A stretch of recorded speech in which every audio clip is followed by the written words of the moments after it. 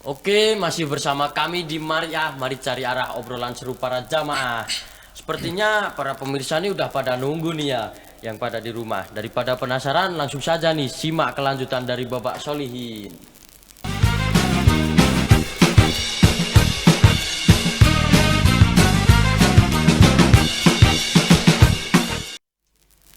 Oke Pak, Ya, jadi awal mulanya apa namanya di segmen pertama nih tadi ya Pak ya, kita akan lebih fokus membahas tentang dampak era digital di lingkungan sekolah nih Pak. ya, Bapak memimpin SMK Subhanul Waton ini sebuah sekolah berbasis pesantren. Bagaimana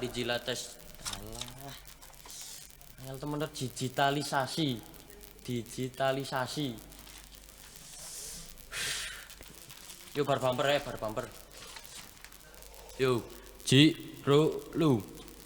Oh, jadi gitu ya Pak, awal mulanya di apa namanya pada segmen pertama tadi ya Pak. ya, Sekarang kita akan lebih fokus membahas tentang dampak nyata era digital di lingkungan sekolah nih Pak. ya, Bapak memimpin SMK Subhanul Waton ini bagaimana digitalisasi ini diterapkan di sekolah berbasis pesantren yang Bapak pimpin nih? ya. Jadi digitalisasi ini sangat penting juga, Mas. Di teknologi digital ini sangat penting. Karena apa? Sekarang udah eranya gitu loh.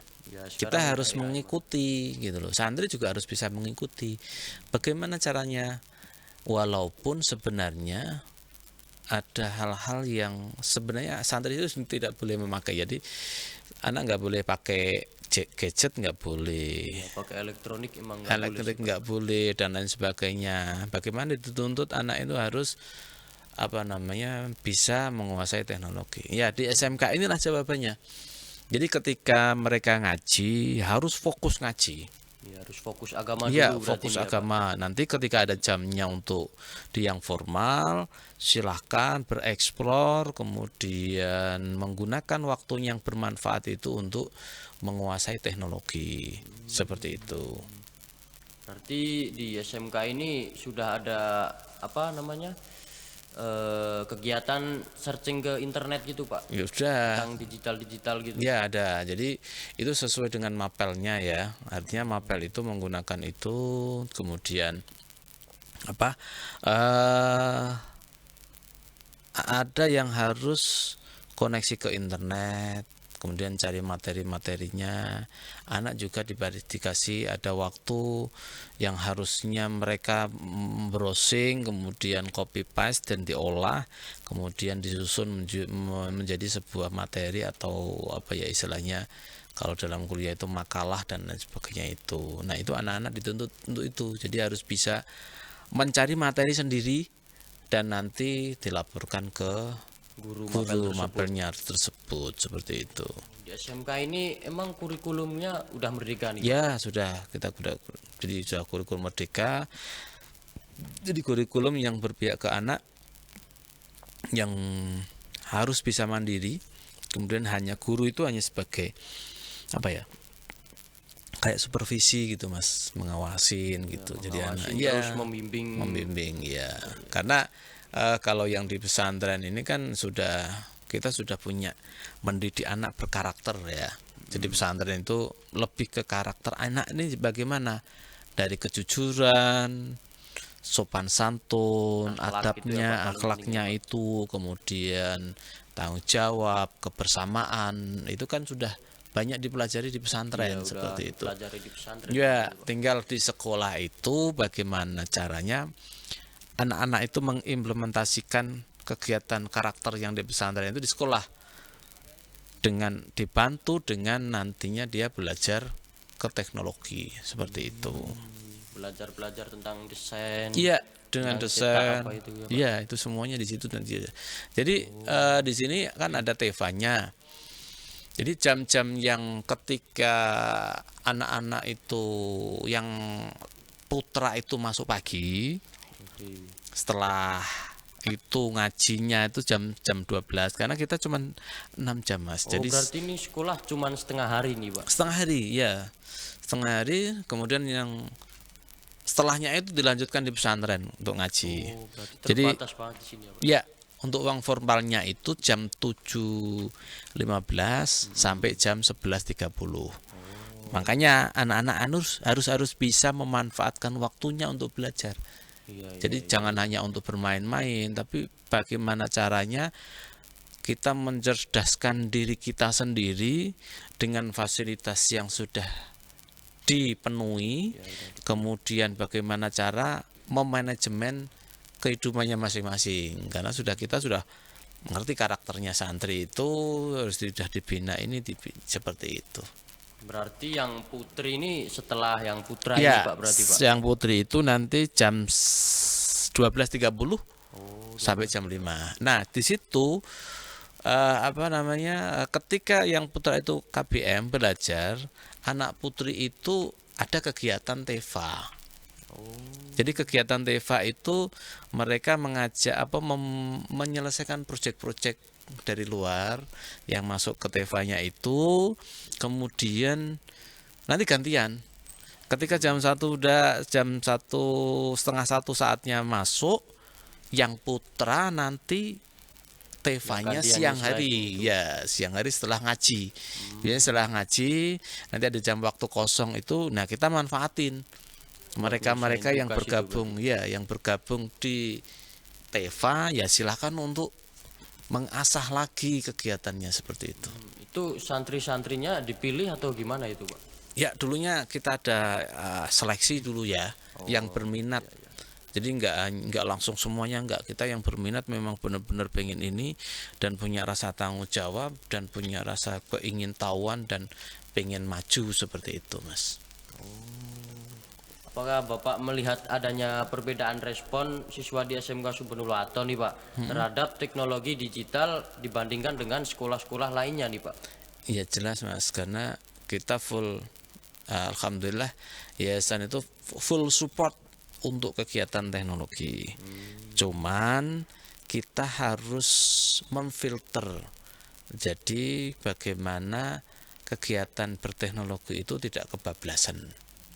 Ya, kalau kebablasan nanti akibatnya juga dia akan merubah mindset seorang santri. Padahal seorang santri itu harus punya kepribadian yang baik, kemandirian, kemudian yang baik gitu. Iya, itu takutnya ketika sudah membuka teknologi itu dia terkontaminasi dengan kegiatan apa yang dia buka seperti itu. Berarti harus terbatas juga seimbang gitu kan? Ya, anak harus bisa memenuhi. Nanti kelihatan kok anak itu yang akan maju, anak itu yang ini akan kelihatan. Majunya gimana, Pak? Ketika dia bisa memanfaatkan waktu yang sangat sedikit itu dengan kegiatan-kegiatan yang positif, itu nanti kelak ketika mereka itu sudah selesai sekolah, itu dia akan lebih mudah untuk beradaptasi dengan lingkungan luar. Karena sudah banyak pengalaman gitu ya, Iya, Pak, ya? sudah banyak pengalaman. Cari Tetapi pengalaman kalau yang banyak. dia hanya main-main saja, ya habis waktunya. Dia nggak punya pengalaman untuk ini, yang hanya ngegame, hanya searching saja tanpa mempelajari. Nah itu nanti yang susah itu untuk berbaur dengan masyarakat. Karena itu lebih ke mandiri, ke privasi seperti itu. Iya, benar. Gitu. Menarik sekali nih Pak. Jadi di sini terlihat bahwa teknologi bisa dikendalikan dengan baik tanpa mengganggu kegiatan pesantren. Iya Pak, jelas, karena memang tadi itu yang sudah ada jam-jamnya. Iya, udah ada. Jadi jam-jamnya, walaupun Pak. dia tidak membawa gadget, dia tetap bisa melakukan teknologi, bisa berkomunikasi dengan dunia luar istilahnya. Itu kemudian bisa menggunakan ilmunya itu lebih baik. Karena apa? Kalau kita tidak menguasai teknologi, nanti kita yang akan dikuasai teknologi. Artinya apa? Ketika teknologi itu menguasai kita kayak diperbudak nantinya. Iya, jadinya diperbudak. Iya, jadi berbudak. Jadi nanti kayak kecanduan dan lain sebagainya. Kan kalau biasanya pegang HP itu enggak jadi kalau gimana seperti gitu kan, itu. Padahal di sini enggak megang HP, enggak ada HP. Laptop itu ada, Mas. Oh, ada Jadi Pak. anak-anak punya fasilitas pribadi menggunakan laptop. Tapi harus dengan izin juga. Iya. Jadi pas pembelajaran saja. Jadi di pesantren itu memang murni kita nggak ada teknologi apa, nggak ada elektronik dan lain sebagainya. Mereka ngaji, nanti takutnya mengganggu. Jadi ketika sekolah mereka laptopnya itu dititipin.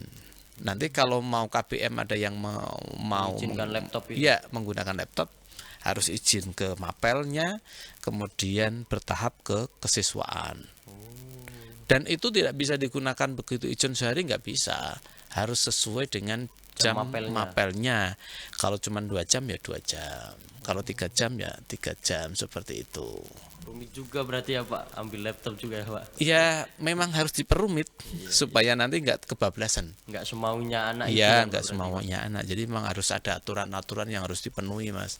Jadi kita nggak bisa bebas, itu nggak bisa. Jadi harus ada yang dipenuhi, taati peraturan semua seperti itu. Iya. Berarti di pesantren itu full nggak megang elektronik ya Pak? Nggak berarti megang, ya, Pak? nggak ada elektronik di pesantren. Yang ada hanya di sekolah. Makanya ketika sekolah anak-anak seringnya berhadapan dengan ketika masuk lab gitu, ya dia harus bisa menggunakan waktunya yang sedikit itu untuk bagaimana bisa bermanfaat dan menambah ilmu baru buat Cari pengalaman. di untuk situ. kelulusan besok Iya. ya, Pak, berarti ya, Pak?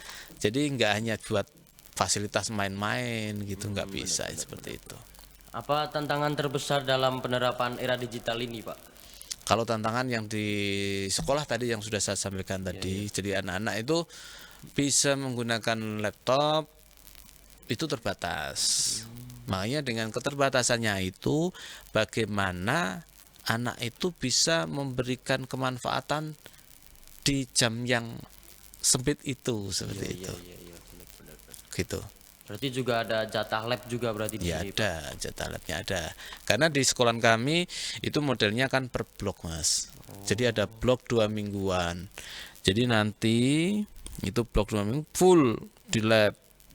Itu jadi masing-masing mapel yang kejuruan itu di blok 6 jam. Jadi lebih banyak prakteknya. Nah, itu kesempatan sebenarnya. Cuman kadang itu anak-anak di era sekarang itu menggunakan kesempatannya itu hanya untuk main-main aja. Iya. Jadi tidak bisa berfokus ke apa yang harus dikerjakan, apa yang sudah ditugaskan oleh gurunya, tetapi malah dibuat main-main. Itu kadang-terkadang kendalanya seperti itu. Ya kemungkinan kan itu kan Pak, di pesantren itu kan nggak pernah megang apa namanya digital itu kan. Ya, Kemungkinan makanya pada ngeluangin di situ mungkin, ketika mereka tidak megang digital, mereka memanfaatkan itu. Cuman kadang itu dari segi penggunaannya itu mereka menyalahgunakan hanya untuk main-main saja, tidak digunakan untuk mencari ilmu, tidak digunakan untuk edukasi dan lain sebagainya gitu. Apakah ada strategi khusus nih Pak yang diterapkan di SMK ini Pak untuk menghadapi perubahan yang cepat kali ini Pak? Strateginya itu ya kita melatih anak-anak itu lebih bisa bertanggung jawab dengan menggunakan waktunya yang terbatas itu. Jadi jangan sampai waktu yang sudah dikasihkan sama yayasan itu digunakan semena-mena. Oh, berarti harus emang dimanfaatkan banget ya Pak, harus waktu bagaimana terbatas ini, caranya memanajemen waktu itu untuk kepentingan yang sangat-sangat bermanfaat buat mereka, seperti itu. Program literasi digital ini seperti apa sih Pak sebenarnya Pak? Program literasi digital ini kan misalnya ada guru mapel yang harus menggunakan laptop. Nah, untuk pencarian materi-materinya kan mereka harus membaca di internet misalnya, harus searching, harus ini, ya searching. Nah, dan searchingnya pun itu harus difilter. Jadi semua di internet itu bebas, Mas. Jadi ketika kita bebas itu kita gunakan tanpa ada filternya, ini akan berakibat pada dirinya sendiri.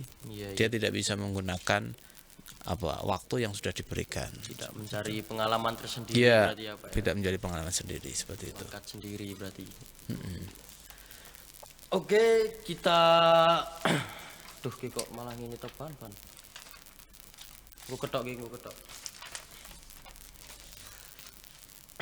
Oke, sebelum kita tanya motivasi kepada Bapak Solihin nih, tetap tunggu kami yang setelah satu ini.